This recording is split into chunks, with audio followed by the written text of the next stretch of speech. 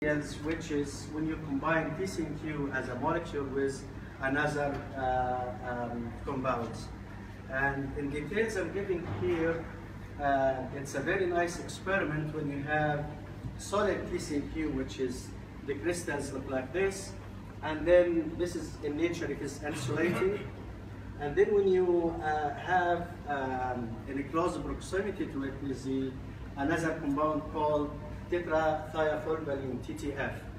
In fact, both are insulating. However, when they come closer, they actually have the interface between the two becomes conducting, and that was the first organic metal. The conductivity here reaching the metallic conductivity by starting from insulating materials.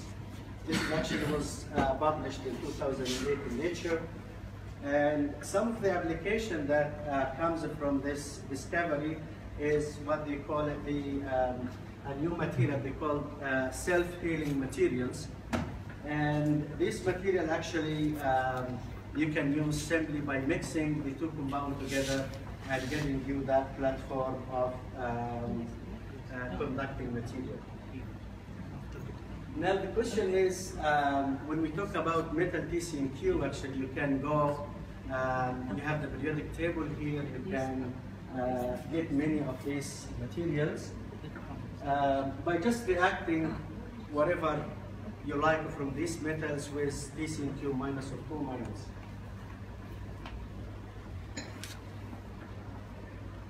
So one of the nice application actually that came also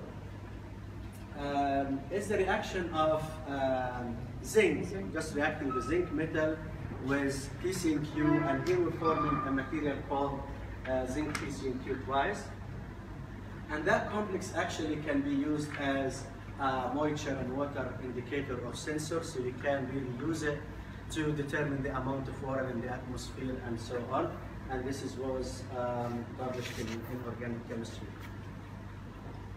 Now, another story which was actually the reason for reviving, if we talk about the history of this material, probably more than 50 years ago, but now everyone is just interested in this material because of the discovery that copper TCNQ, when you're reacting copper with TCNQ, is having a switching property where it can actually switch from insulating to a conducting phase by just applying either electric current or by light.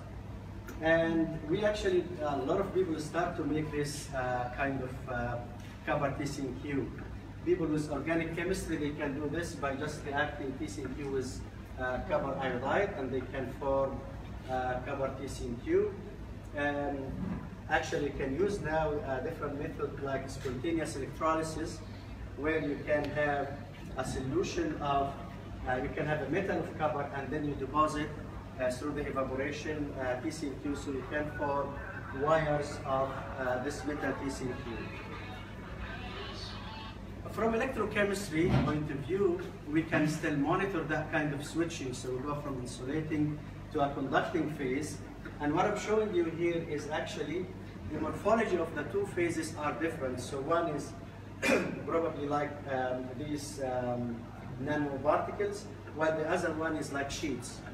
And that explains some about why they are different in conductivity. However, when you look at this kind of voltanogram, it shows that there is no current passing through, and once you come here, there is an increase of current, which means you're reducing the material to form TCNQ minus while it is in the solid state. And then as you're forming a negative charge here, then the metal incorporates on it, and then when you reduce back, when you oxidize back, you're getting the metal out of the crystal. However, when you do this for multiple cycles, you can find this one is going down and this one is going up. From electrochemistry point of view, it means we're forming actually two phases. One is disappearing and the other one is appearing. However, we don't know the mechanism and why it's acting like this. Until actually Zuhair started to work on this system by the discovery of this ultra-fast electron microscope. And actually I was in Chicago at that time, and I heard his lecture where he actually solved the mystery why they are switching from insulating to a conducting phase.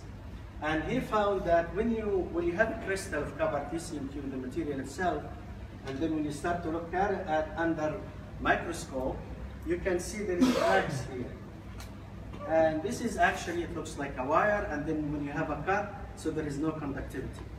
And then he started to shine light on it, like laser light, radiation with laser light.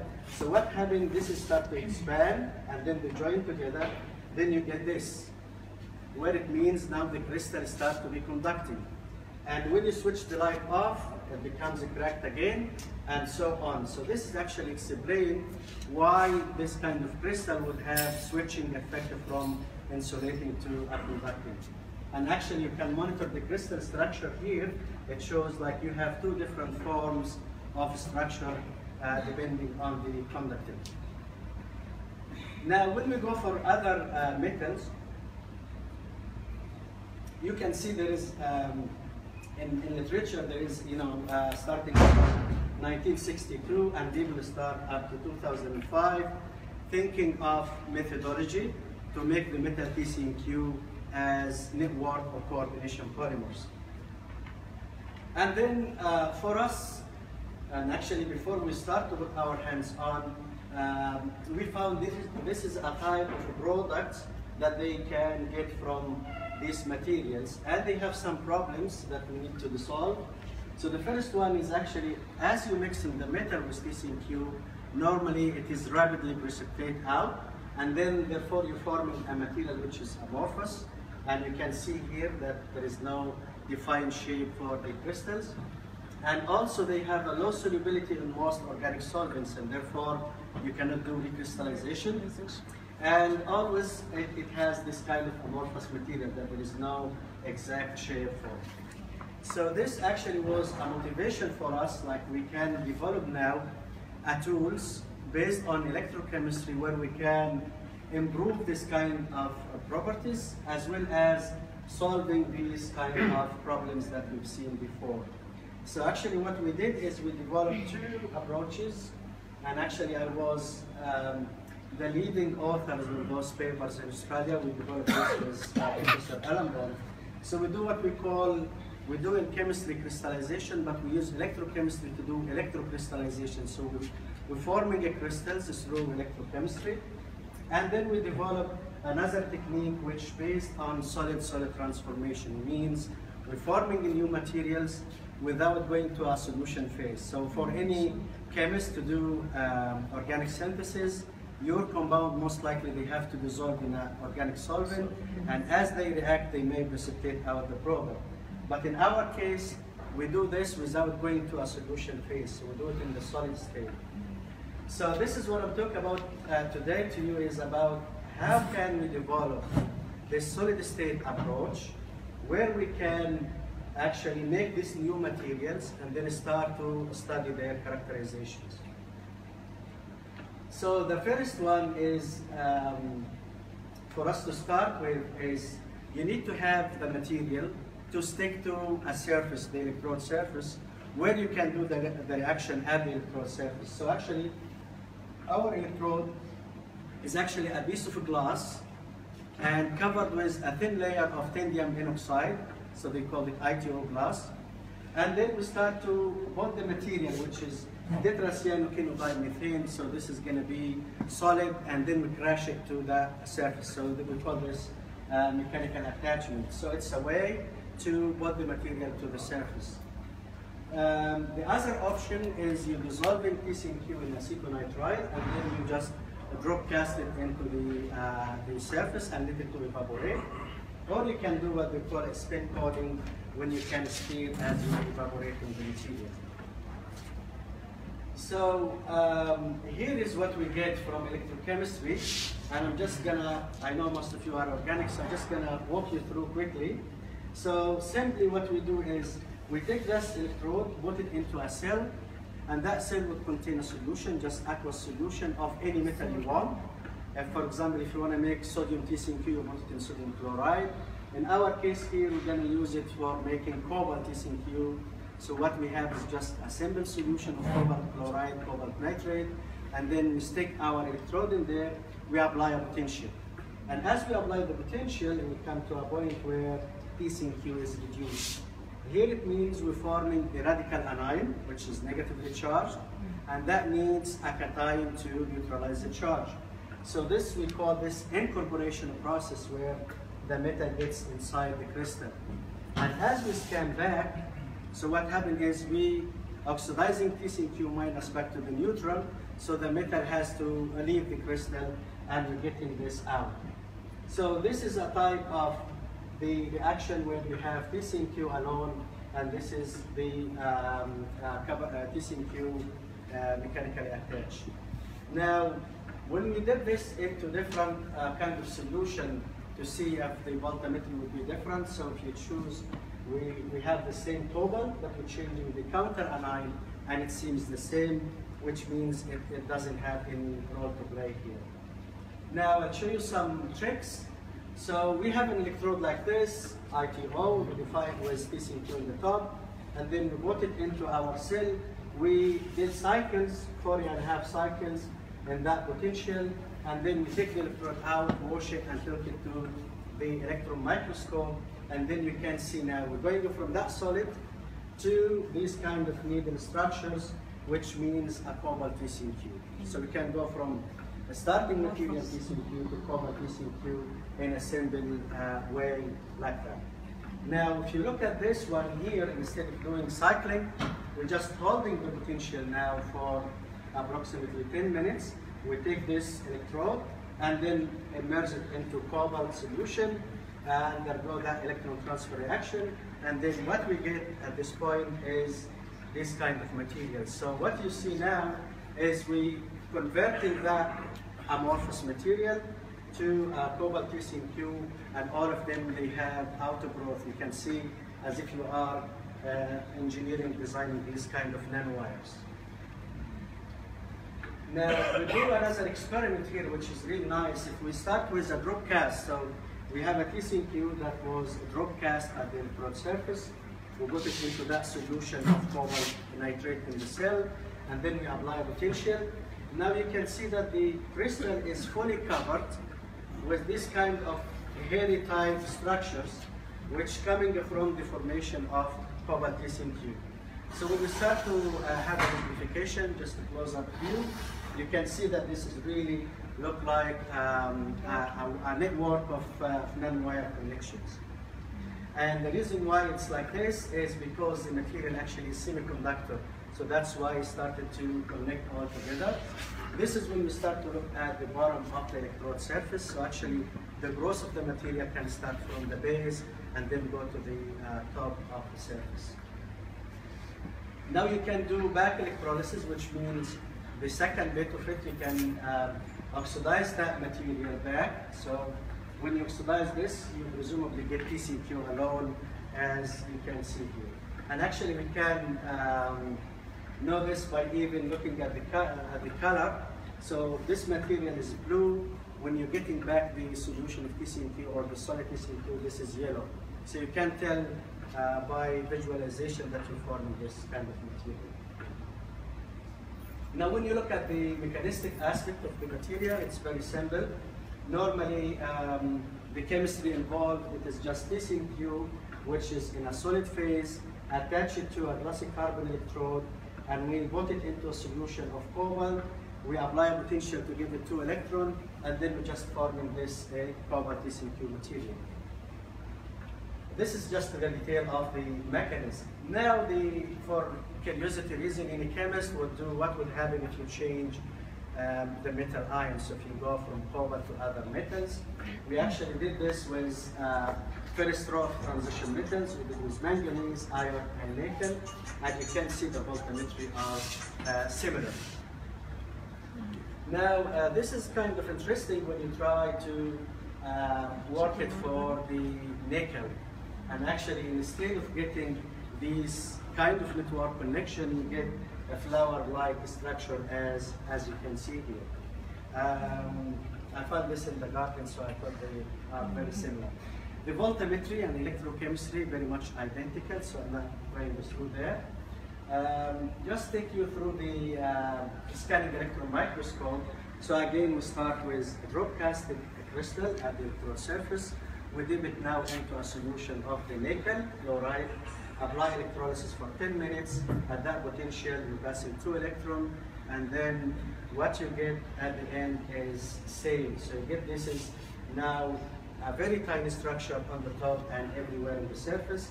When you start to magnify, you get these structures, and then you can go and see similar to artificial type structures or network like this. Now, when we start to do this kind of cycling, using cyclic voltammetry to make the material, so you can see now this kind of flower-like structures. So we're starting from a surface like this, and we're ending up having this and all in the solid state. Now, when you take it to, this is probably a mechanistic study, when you have a mixture of cobalt and nickel, what would happen, which one would prevail? So it seems like you're getting something where you have, as you scan the potential, now you're making TCnQ minus, and then there is a competition between cobalt and nickel to transfer to the crystal. Both of them are incorporated. However, when you scan back, the nickel comes first and then the cobalt comes second. So you can use it as a tool to discriminate or to identify the different aspects of this. Now we change the metal from nickel to iron. You're getting different morphology. You're getting this kind of needle bundles in the solid state. Then the voltammetry like that.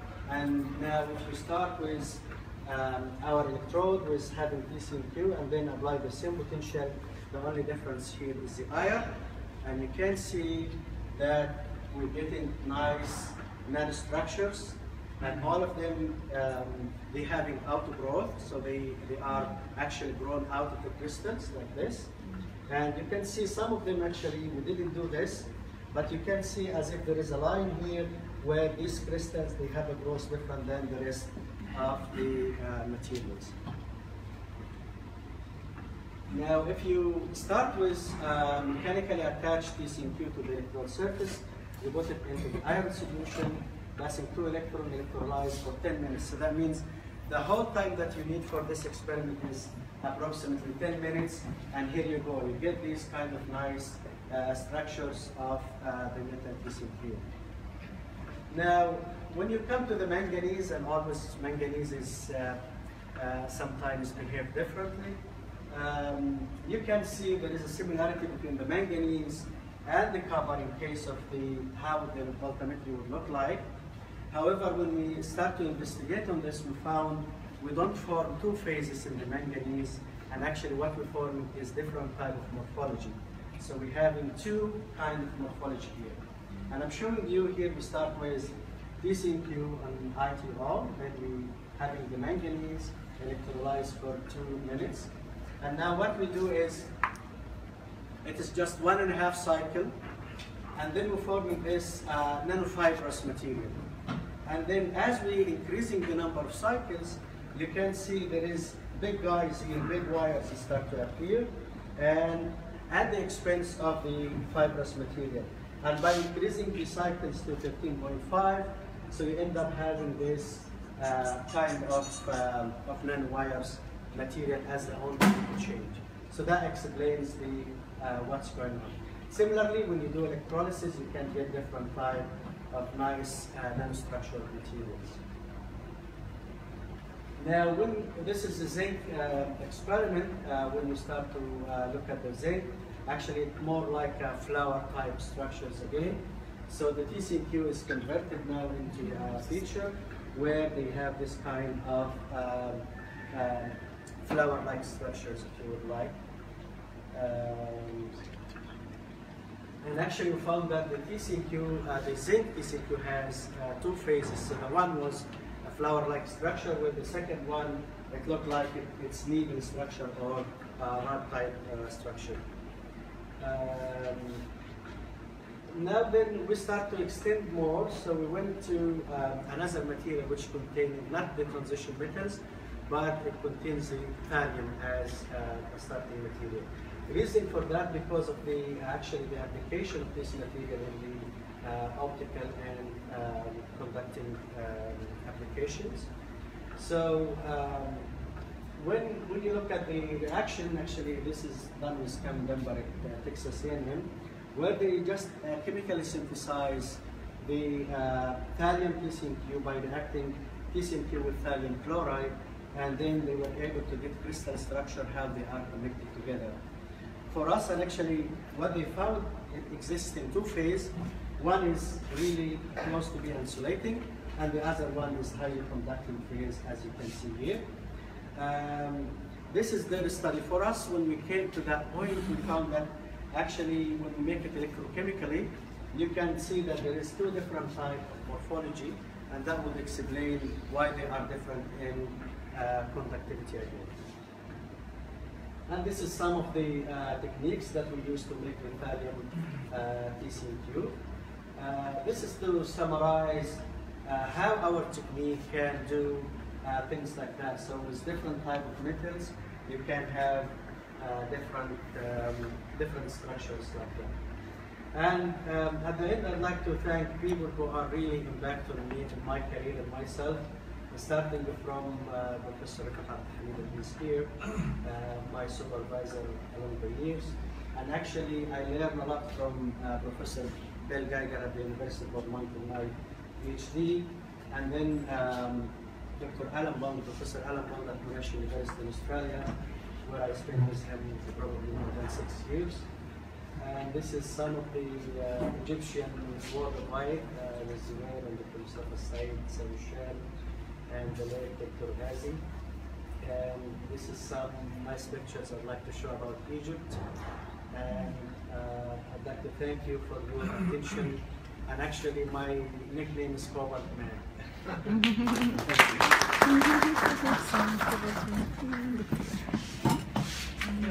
Are there any questions? Thank you very much, Dr. Ayman, for this valuable talk.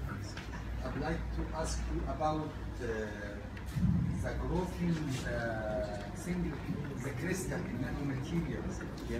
You are your electrode in the solution of cobalt and nickel and magnesium of